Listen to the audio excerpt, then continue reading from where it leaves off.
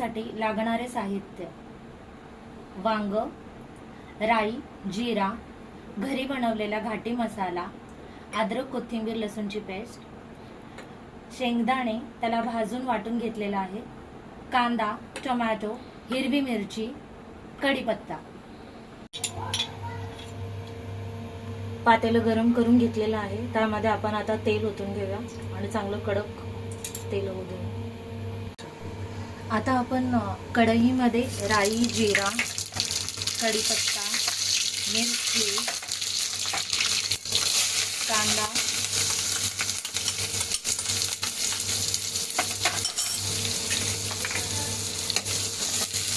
चांगलं सॉटे करून घेऊया.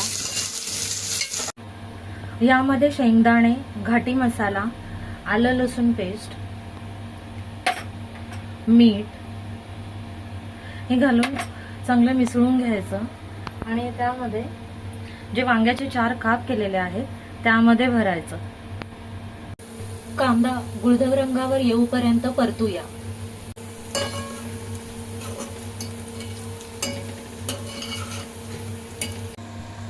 जितकं शक्य होईल तितकं सारण आपण वांग्यामध्ये भरून घेऊया. आता टोमॅटो टाकून परतून घेऊया.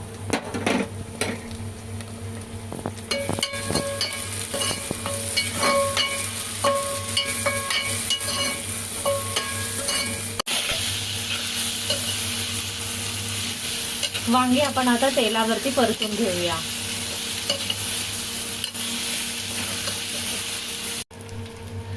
राहिलेलं शेंगदाण्याचं सारण आता आपण त्यामध्ये टाकून घेऊया. त्यानंतर त्यामध्ये पाणी पण टाकून घेऊया आणि नंतर वाफ काढूया.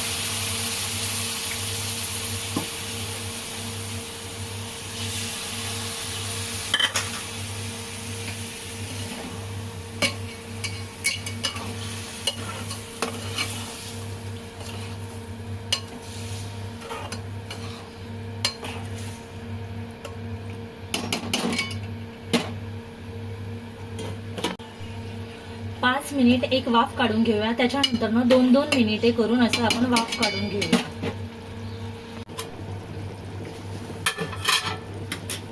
वाव, काय सुवास सुटला आहे. तुम्ही पाहू शकता आता वांग शिजलेलं आहे आणि ग्रेव्ही पण चांगली शिजलेली आहे.